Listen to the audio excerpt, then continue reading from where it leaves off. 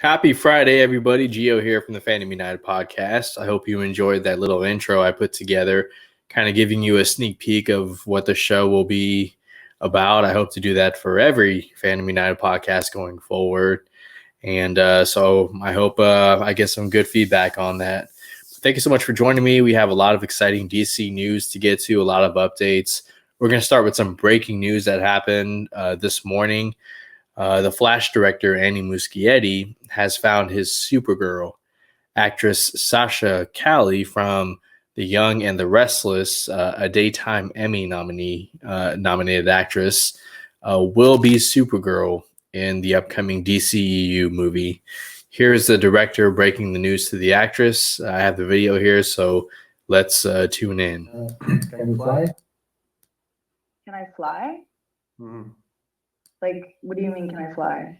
Like fly physically. And you need to. Okay. No, of course not. ¿Cómo así que sí puedo volar? O sea, All right. Do you want to fly? yeah, I would love to. Okay. Well, maybe we'll do this. You know what this is? What? You're Supergirl.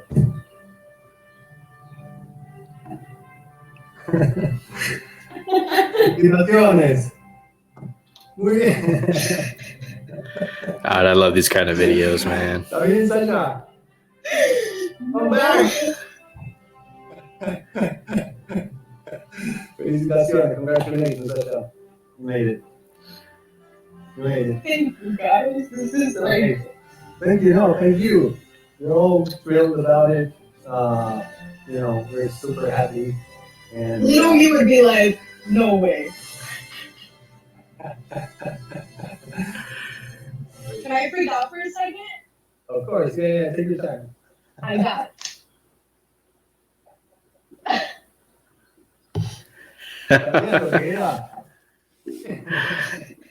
I can't. I'm probably by myself crying all day, and I'll probably see you guys and talk to you guys, and also cry in the middle of a conversation with you guys. So I just want to say thank you so much again.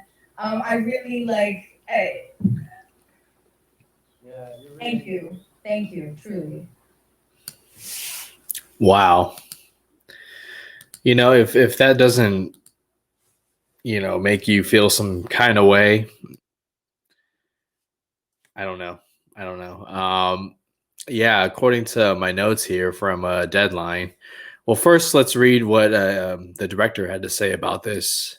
And he says, I saw more than 400 auditions. The U.S., Argentina, Brazil, Mexico, Colombia. The talent pool was truly amazing, and it was very hard to make a decision, but we finally found an actress who is destined to play this role, said the Flash director Andy Muschietti via Deadline. And according to my notes here, Sasha Calle, she also did a chemistry read with Ezra Miller, who plays the Flash, and all auditions were done over Zoom. So the fact that she was able to impress the director that much over Zoom says a lot. Now, where exactly does this fit into the DCEU? That remains to be seen. I want to see Zack Snyder's Justice League first and get a sense of that, and then how Warner Brothers reacts to it, because I've talked about this before. They are treating this movie like a cul-de-sac. But if it's great and, there's a lot of hype around it, then they're going to have to figure some things out. So let's wait and see how Zack Snyder's Justice League is, and then see what happens before we start speculating in all of this. But I did want to break the news here with you guys and react. So let me know your thoughts on the casting and whether or not you think Supergirl will be good enough to get her own solo movie. All right, let's talk some Green Lantern, shall we? So Green Lantern Corps has an official start date. They're shooting on April 12th, 2021, according to Film and Television Industry Alliance. Well, it's about time, because this movie was supposed to happen in 2020 last year. But hey, better late than never, I suppose. As a recap, this project has a lot of promise here. The show will depict the adventures of a multitude of lanterns, including Guy Gardner, Jessica Cruz, Simon Baz, Alan Scott, Earth's first Green Lantern, who, true to the comics, is a gay man, and many more. The series will also include fan favorites such as Sinestro and Kilowog, and will also introduce new heroes to the ranks of the Green Lantern Corps, this via Variety. And according to my notes here, HBO Max, again, this is just a recap. This news came out quite some time ago, but HBO Max has ordered 10 one-hour episodes. The series will be co-written and executive produced by Seth Grahame-Smith, who did the Lego Batman movie. He wrote that, as well as Dark Shadows. He was also a producer on it, Chapter 1 and 2, as well as Mark Guggenheim, who was a showrunner for CW's Arrow and Legends of Tomorrow. He also co-wrote Green Lantern, starring Ryan Reynolds. So, yeah, there it is. The Green Lantern Corps will start shooting in about a month and a half from this recording. And the summary that I just read to you gives the opportunity to have even more representation on screen. And, yeah, should be definitely a fun adaptation. And a HBO Max, look, they're not wasting any more time. They're getting the ball rolling with this, and it's exciting nonetheless. All right, so let's talk some John Constantine, shall we? And according to reports, J.J. Abrams' Bad Robot Company will be developing the HBO Max project. And we have some details here that we're going to go over. So the search is currently on for an actor to lead the series in the role of John Constantine, with Guy Bolton attached to write. According to sources, the show would tie into Justice League Dark series that is currently at the works at the streamer, with J.J. Abrams executive producing via Bad Robot. The show would reportedly follow a younger version of the character and focus more on the horror elements of the comics rather than the religious ones. So this is the third attempt at a live-action John Constantine, the first two being Keanu Reeves in the 2005 movie and Matt Ryan from the NBC series that had one season. And, of course, his Constantine character appeared in Arrow and Legends of Tomorrow. So Constantine is not really a character I'm, too familiar with, too invested in.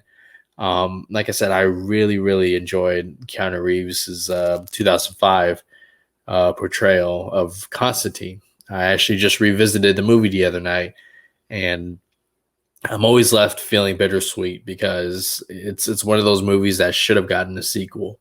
It wasn't the most faithful adaptation. But, I mean, looking back on that movie, it's definitely developed a cult following for sure. But you can throw that out the window now because they're going to go with somebody younger, and they hope to turn this into, one of the more anticipated series for HBO Max. According to my notes here, HBO Max is looking for a Black Indigenous person of color actor for the role. And Riz Ahmed is someone that HBO Max is looking at to fill the role. So, I mean, like I said, not too invested in the character. So that really isn't too big of a deal for me. I mean, from my knowledge, Constantine, he's English, right? So, hell, they could get Idris Elba or Benedict Cumberbatch, whoever, to play this role, and I wouldn't complain really that much about it. So yeah, J.J. Abrams, his Bad Robot Company, developing Constantine for HBO Max. So exciting. Let's see what they do. Maybe third time's a charm. Let me know your thoughts on the Constantine character, and you're looking forward to this project. All right, let's talk some Zack Snyder's Justice League. Producer Deborah Snyder, who's also the wife of Zack Snyder, was on the Lightcast pod and went into some of the behind the scenes for Zack Snyder's Justice League, starting with initial conversations with Warner Brothers on a rough cut of the movie. And I'll share this first bit of news from Deborah. And she says, when they approached us, we had to come up with an idea of what it was, because originally the studio was like, you could just put the cut out just the way it is. Zach's like, no, it's a mishmash. The music we can't use. If I'm going to do this, I'm going to do it the right way, or it's not going to be the right way. And she continues to say later on, but to figure out in secret, because we didn't know if it was going to be real, but just to figure out the cost of the visual effects. And we were doing this kind of on our own, so we could put together a presentation that we could go to the studio with. And a big part of the presentation was the fans and what they represented to them, and what that represented to them, excuse me. I wish it had taken them, Warner Brothers, less time, because then we wouldn't be so under the gun to get it done. It still took them months to kind of figure out. So what I'm getting from these quotes is that Warner Brothers, yeah, they may have made the call to Zack Snyder to do the Snyder Cut, to release it, because, you know, it was getting such a massive calling, not just from fans, but from, you know, the cast and crew. It's evident that Warner Brothers didn't want to invest anymore into this. And I'm led to believe that Warner Media, who oversees Warner Brothers, decided, you know what, we can't ignore this anymore. And as well as HBO Max, the studio heads over there, they probably pressured Warner Brothers into making the call. And you can see from the quote there that they were fine just putting the rough cut out. Unfinished visual effects, whether they had Junkie XL music or not. And it leaves me feeling more bitter toward Warner Brothers. Okay. Like, I love DC. I'm excited for, you know, all the upcoming movies, but I'm very much invested into Zack Snyder's Justice League, the Snyderverse, whatever you want to call it. And I'm at a point now where I won't even defend Warner Brothers. Okay. Like, these quotes, and then the fact that they put out the Godzilla versus Kong 1-minute trailer that just released a couple days ago, the same day as the Zack Snyder Justice League trailer, just a few hours later. It's like, why would you do that? The Godzilla versus Kong comes out a week after Snyder Cut. You can't give Snyder Cut its day when the trailer comes out. It's really annoying to hear this.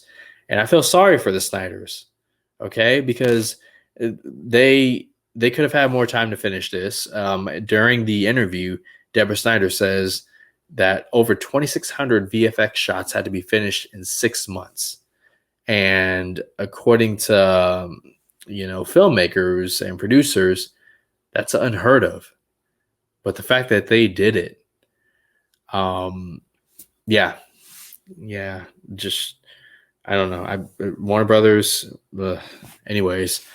Deborah Snyder continues and talks about additional photography. So that's another thing that people have been speculating about. How much more additional photography is there? Is Zack Snyder reshooting the entire movie? Well, according to Deborah Snyder, it was just one scene. And she says, people kept thinking, oh, they went and shot so much more stuff. And I go, we literally shot one scene, like one additional scene. I shot 3 days here. That's it. That's what we captured.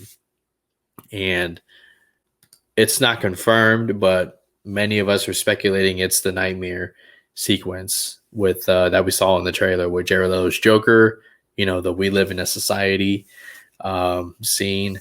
And from what I've been reading online, Jared Leto, Ben Affleck, Amber Heard, Ray Fisher, and maybe a few others, participated in the additional photography. So there you go.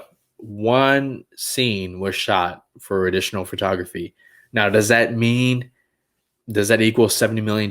No, but you got to think $70 million goes towards some of that additional photography, unfinished VFX, contracts for actresses, actors, whoever else is involved.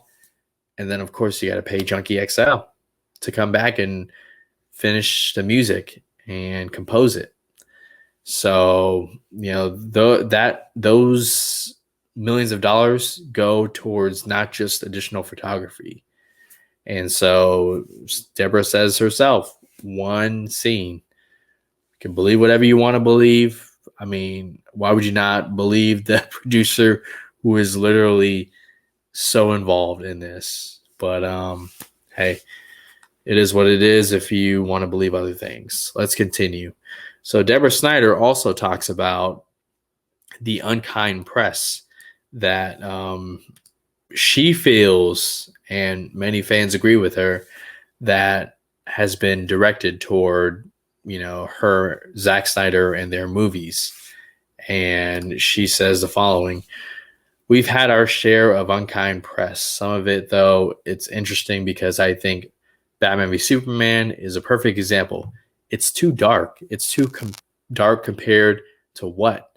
I think that's some of the reactions where it's not funny enough. It's not the movie I expected it to be. And you're saying, is that the movie's fault, or is that your fault for having a preconceived notion of what it should be?" It was kind of interesting to read things like that. I also think that some of the negativity kind of gets bigger headlines. And I think that's a shame too.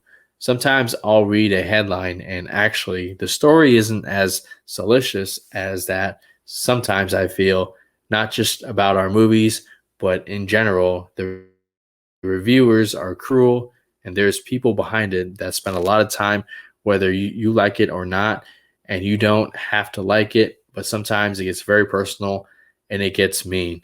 You can say what you think about it without being mean or cruel, And, so she's saying you can absolutely have an opinion about those movies, but to go out of your way to make, personal attacks, because you're so invested and, you love these properties so much that you want to throw some hate to, an artist on a personal level. Yeah, she's saying that's not cool. And you should feel the same way. It's not cool at all. First off, it's not unheard of, the whole clickbait headlines and whatnot, taking things out of proportion, taking things out of context, because you're competing for clicks. I mean, that's pretty much the internet nowadays as far as this film blog community goes. And, I did observe quite a few articles, even YouTube videos of just people throwing unnecessary shade at these filmmakers. I've seen articles where, people talk about, their tragic loss of the death of their daughter, Autumn Snyder. And I've seen people get personal on YouTube, and again, throwing unnecessary shade. So is there unkind press, unfair press towards DC, towards the Snyderverse, towards these filmmakers? You better damn well believe there is. Absolutely. There was a time when people were getting a kick out of just trash talking DC. And by all means, have your own opinion, but to go out of your way to troll and, say all these mean things, it's like, okay. I'm sorry you feel that way. I'm sorry you're that person. But yeah, it is what it is. That's the internet. That's fanatics, trolls. I guess it just comes with the territory, but that doesn't mean the filmmakers aren't allowed to clap back sometimes. So yeah, keep doing what you're doing, Snyders. Okay, I'm excited for Zack Snyder's Justice League. I'm excited for Army of the Dead. I think both movies are going to be awesome. But that's going to do it for this episode of Fandom United. Thank you so much for joining me. I appreciate your time. I appreciate your subscriptions. Let me know your thoughts on John Constantine, Green Lantern, Snyder Cut, and Supergirl. What do you think? Let me know your thoughts down below. You guys have a great weekend. Be safe. Be warm. Those of you in the snow. And I'll see you guys next week.